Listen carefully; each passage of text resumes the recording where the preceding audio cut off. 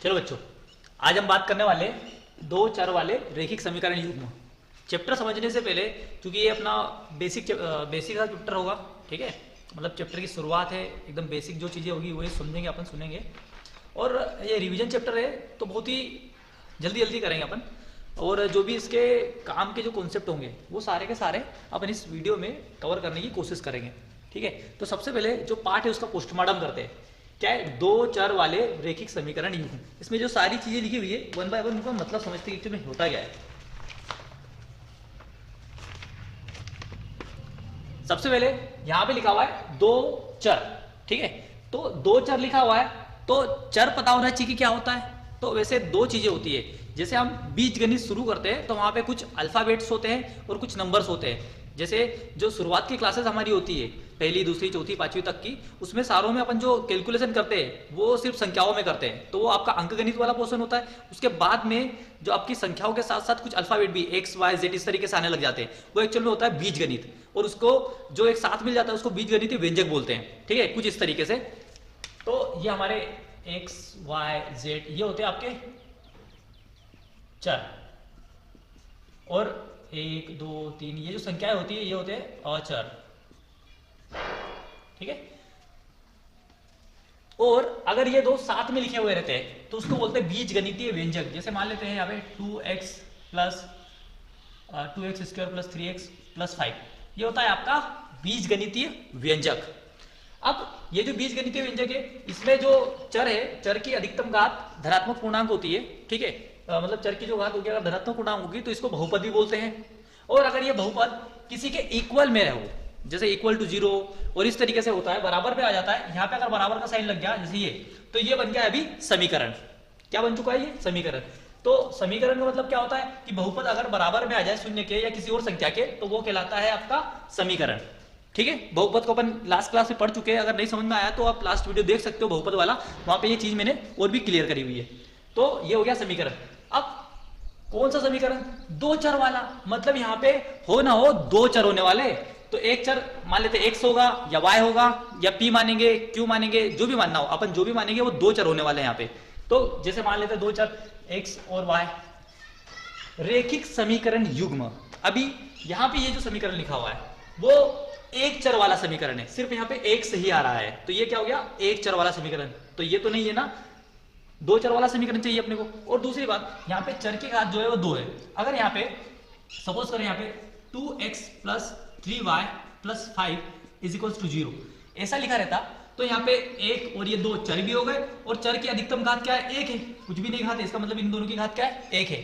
तो जब भी चर की घात एक होती है उसको बोलते हैं रैखिक समीकरण, ठीक है। ऐसा समीकरण जिसमें चर की अधिकतम घात एक होती है उसको बोलते हैं रैखिक समीकरण। तो उस लिहाज से ये क्या हो गया? दो चर वाला रैखिक समीकरण।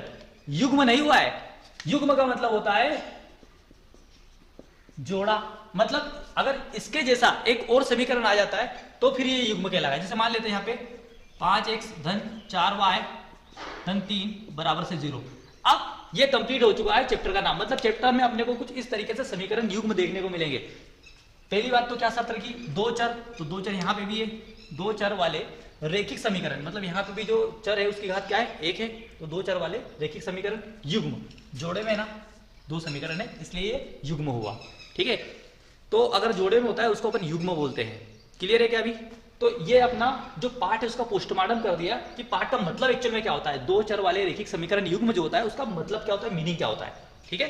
इसमें हम देखेंगे अब जो दो चर वाला रैखिक समीकरण युग्म होते हैं उसका हम मानक रूप देखेंगे, स्टैंडर्ड फॉर्म देखेंगे। तो क्या होता है, जैसे एक यहाँ पे लिख देते हैं अपन, ये जो 2 3 5 ये क्या है? अचर संख्या है, और इनके साथ में ये चर लिखा हुआ है, ठीक है। तो चर तो अपने फिक्स होंगे, वो दो ही होंगे, दो चर ही होंगे, बाकी ये संख्याएं आपकी ज्यादा हो सकती है। तो इसको स्टैंडर्ड फॉर्म में लिखते हैं। पहला मानक रूप होगा यहाँ पे दो चर वाले रैखिक समीकरण युग्म का मानक रूप। मानक रूप लिखते हैं a1x plus b1y plus c1 is equals to 0। इधर a2x plus b2y plus c2 is equals to 0। यहाँ पे अभी दो चर वाले रैखिक समीकरण युग्म जो होते हैं उसका मानक रूप लिख दिया है। यहाँ पे a1 b1 c1 ये पहले वाले समीकरण के अचर संख्याएं होगी। ठीक है, यहाँ पे ये a1 है वो x का गुणांक है, b1 है वो y का गुणांक है और c1 ये अचर पद है। वैसे ही यहाँ पे x का गुणांक नीचे वाले समीकरण में a2 और y का गुणांक b2 और ये अचर पद हो गया। ठीक है, तो ये दो समीकरण हो गए आपके रेखिक समीकरण युग्म।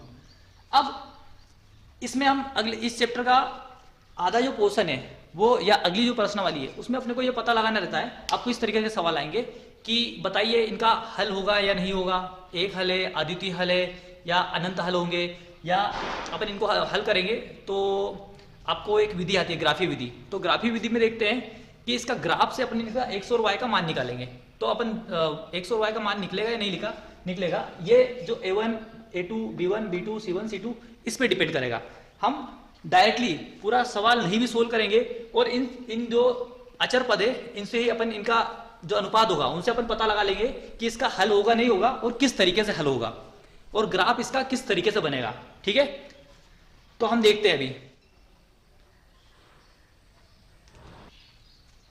नाउ ये जो टेबल है यहाँ पे जो आपके समीकरण है दो चर वाले रेखिक समीकरण युग्म दिए हुए हैं और उनके आधार पर अगर आपको कोई भी समीकरण दिया रहेगा, जैसे अगला जो ग्राफीय विधि होता है और भी जो विधियां करने जा रहे हैं हम लोग, तो आपको समीकरण का हल निकालना रहेगा, एक्स और वाई के मान निकालने रहेंगे। तो वो एक्स और वाई के मान निकलेंगे या नहीं निकलेंगे, एक हल होगा या एक्स और वाई के बहुत सारे मान होंगे या एक्स और वाई का कोई मान नहीं होगा, कोई वैल्यू नहीं होगा, कोई हल नहीं होगा, वो सारी कंडीशन हम यहाँ पे देख सकते हैं। जैसे सबसे पहले a1/a2 किया, b1/b2 किया, c1/c2 किया और यहाँ पे देखा हमने कि a1/a2 बराबर नहीं है b1/b2 के। अगर a1/a2 मतलब जो a1 और a2 का अनुपात है और b1 और b2 का अनुपात है, अगर ये बराबर नहीं है तो जो इसका ग्राफ बनेगा उससे जो रेखाएं बनेगी वो प्रतिच्छेदी रेखाएं बनेगी। और देख रहे हो प्रतिच्छेदी रेखा जैसे एक बार मिल रही है तो इसका सिर्फ एक ही हल होगा, मतलब x का और y का सिर्फ एक एक ही मान निकलने वाला है। और इस तरीके का जो समीकरण युग्म होगा वो कहलाएगा संगत समीकरण युग्म। क्लियर है? उसी तरीके से अगर a1/a2 बराबर होगा b1/b2 बराबर होगा c1/c2 को, मतलब अगर यहाँ पे इनका अनुपात और इनका अनुपात, तीनों का अनुपात अगर समान रहा, बराबर रहा, तो जो ग्राफीय रिप्रेजेंटेशन होगा, मतलब ग्राफ जो बनेगा यहाँ पे वो संपाती रेखाएं बनेगी, मतलब एक के ऊपर एक इस तरीके से रेखा बनने वाली है। और इसके क्या हो गए, देखो अब ये रेखाएं कितनी बार मिल रही है, अनंत बार मिल रही है आपस में, जब तक ये खींचे चले जा रही है आगे तक मिलते जा रही है, तो इसलिए इसका कितना हल होगा, अनंत हल होगा। और यहाँ पे भी हल निकल रहा है ना, तो जब भी हल निकलेगा तो हमारा संगत समीकरण युग्म कहलाएगा, चाहे वो एक हल निकले चाहे वो अनंत हल निकले, संगत समीकरण युग्म कहलाएगा। यहाँ पे अब तीसरा केस होता है a1/a2 बराबर है पर b1/b2 से, पर ये बराबर नहीं है c1/c2 के। ठीक है, तो इस कंडीशन में जो रेखाएं बनेगी, ये जो ग्राफ बनेगा वो समांतर रेखाएं बनेगी और इसका कोई हल नहीं मिलेगा। क्यों? क्योंकि ये रेखाएं कितनी भी लंबी खींच दो, समांतर रेखाएं कभी मिलने ही नहीं वाली है, तो कोई हल नहीं निकलेगा और कोई हल नहीं है, इसीलिए ये क्या होगा, असंगत समीकरण युग्म होगा। तो इस आप टेबल से लगभग आपके जो प्रश्नावली जो 3.1 है उसके बहुत सारे सवाल हल कर सकते हो। इसी तरीके के सवाल है, आपको पूछा जाएगा कि किस तरीके का इसका ग्राफ बनेगा या किस तरीके की रेखाएं बनेगी, या इसका एक हल होगा, अद्वितीय हल होगा या कोई हल नहीं होगा, या समीकरण युग्म संगत है या असंगत है। इस तरीके के सवाल बनेंगे। तो ये टेबल अपने को पता है तो पूरे के पूरे सवाल वहां से बन जाएंगे। इसके बाद में हम लोग देखेंगे ग्राफी विधि, किस तरीके से ग्राफी विधि यूज करके आपके समीकरण युग्म के आपको ग्राफ बनेंगे। ठीक है, और उससे आप हल निकाल पाओगे। छाप लो।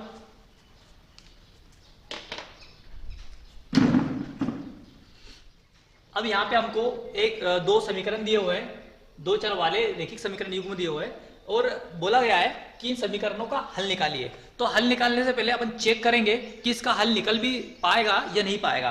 तो हमने आपको क्या बताया था, इनके अनुपात निकालेंगे। जैसे a1 की जगह मेरे को क्या दिख रहा है 2 और a2 की जगह 4। क्लियर है? ये हो जाएगा a1/a2, क्या हो गया 2 4, तो 2 1 2 2 2 4, ये क्या हो गया 1/2। और b1 की जगह क्या दिख रहा है मेरे को, b1 की जगह 1 है और b2 की जगह ऋण का 2 है। ठीक है, तो यहाँ पे हमको क्लियर दिख रहा है ना, ये 1/2 है और ये 1/2 है। मतलब क्या मतलब है कि a1/a2 is not equals to b1/b2, मतलब a1/a2 बराबर नहीं है b1/b2 के। ऐसी कंडीशन आती है जब a1/a2 बराबर नहीं होगा b1/b2 का, इसका मतलब इसमें जो इसका ग्राफ बनेगा वो कैसा बनेगा, प्रतिच्छेदी रेखा बनेगी, है ना, प्रतिच्छेदी बनेगी। और इसके कितने हल निकलेंगे, अद्वितीय हल या एक हल निकलेगा, मतलब x का एक मान निकलेगा और y का। ठीक है, मतलब इस सवाल को हम कर सकते हैं, आप किसी भी मेथड से कर सकते हो। वैसे एक चीज और बता देता हूं मैं कि इस चैप्टर में हम दो चर वाले रैखिक समीकरण युग्म को हल करने की बहुत सारी मेथड्स देखने वाले हैं, मतलब बहुत सारे तरीके से हम x और y का मान निकाल सकते हैं। उसमें से सबसे पहली इसकी जो मेथड होती है वो होती है ग्राफीय विधि, और दूसरी होती है बीजगणितीय विधि।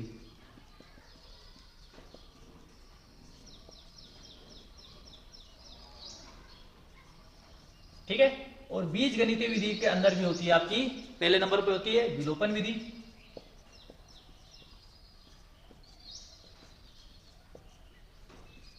दूसरी होती है आपकी प्रतिस्थापन विधि,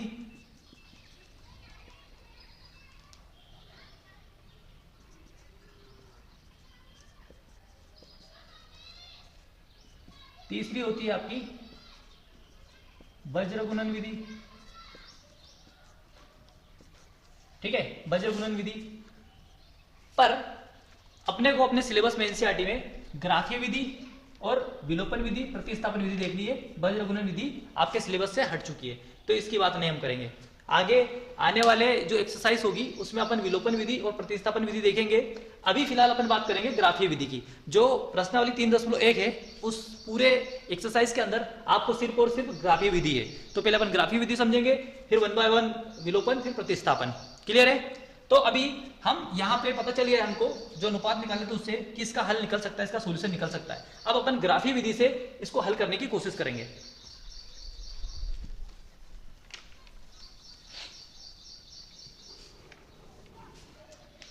तो ग्राफीय विधि किस तरीके से हल करेंगे, यहाँ पे आपको जो दो समीकरण दिए हुए, समीकरण नंबर 1 और समीकरण नंबर 2, दोनों समीकरण से दो टेबल बनेगी। ठीक है, और दोनों टेबल से दो रेखाएं बनने वाली है, और उन रेखाओं से तय होगा कि इसके हल निकलेंगे नहीं या आंसर क्या होने वाला है, देखते जाओ। जैसे पहला समीकरण तो यहाँ पे लिखना है समीकरण 1 से, तो यहाँ पे क्या है 2x धन y ऋण 6 बराबर से 0। तो या तो इसको x के रूप में निकाल लो या तो y के रूप में निकाल लो।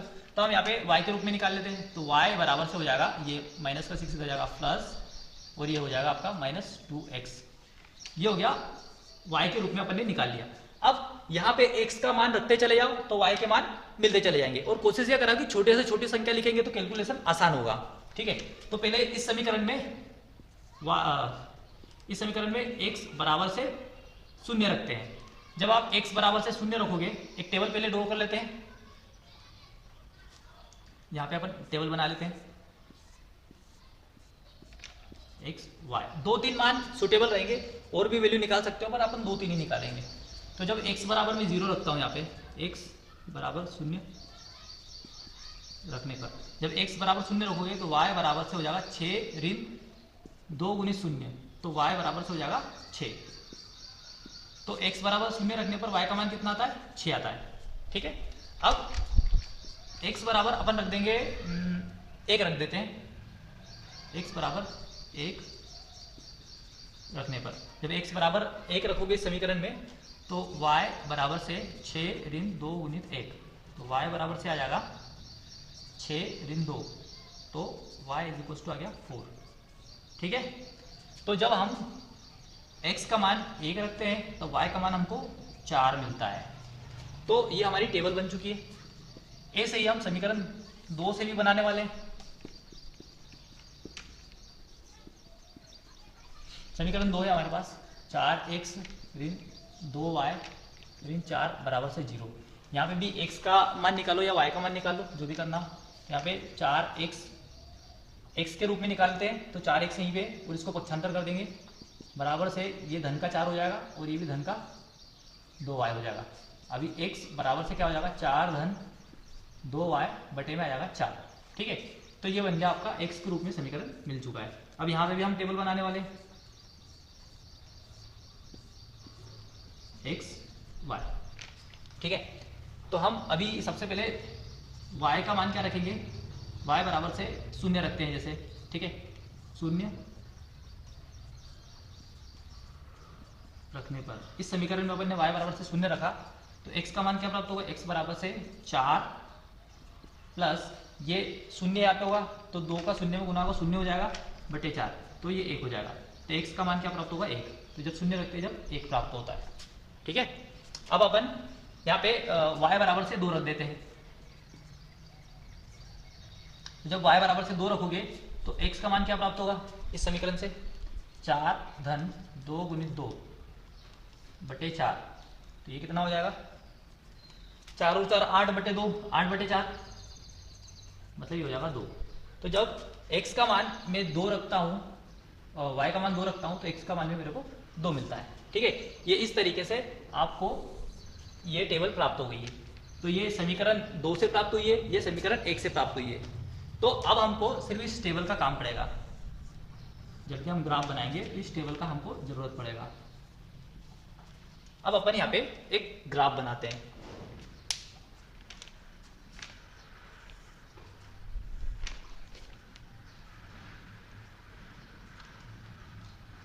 ये आपका y dash x dash x ये आपके निर्देशांक बन चुके हैं।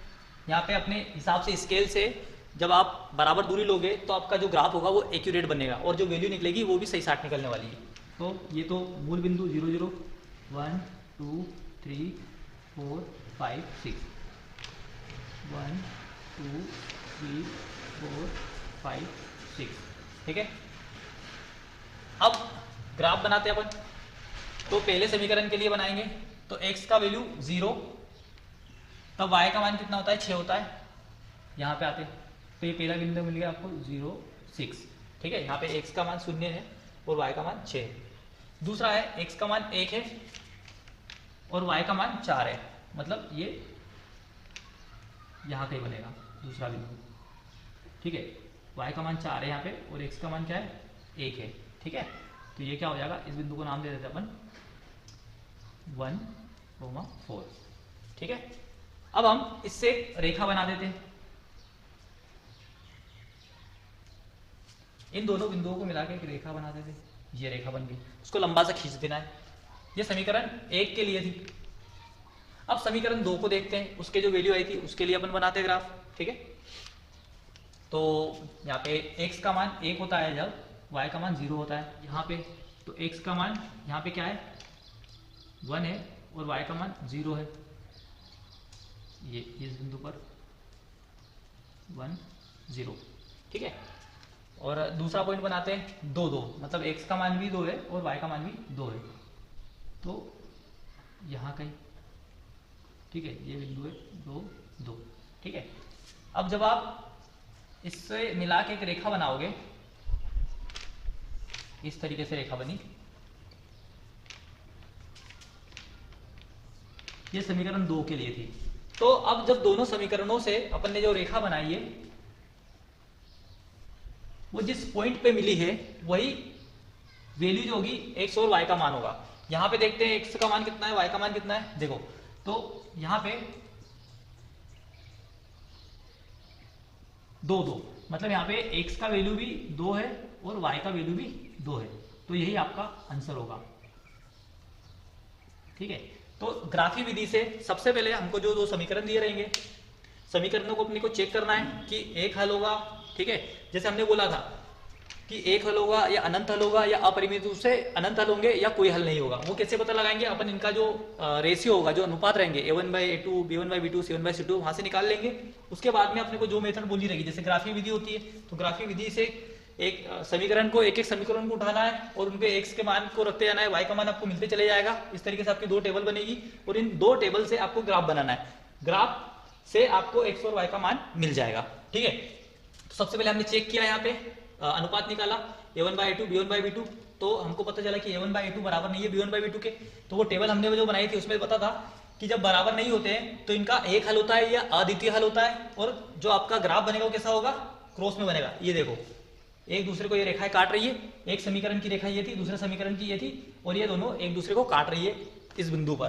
तो वहां पे एक ही हल होगा, मतलब एक ही जगह काट रही है, तो x का एक ही मान निकलेगा और y का एक ही मान निकलेगा। तो ये मान निकल के आया यहाँ पे। ठीक है, और इस तरीके से हम x और y के मान को निकाल लेते हैं और यही हमारा आंसर होगा। ठीक है, तो आशा करता हूं आपको समझ में आया होगा। आगे और भी इस तरीके के इंटरेस्टिंग वीडियो देखना है तो आप लगे रहिए, देखते रहिए। Good bye.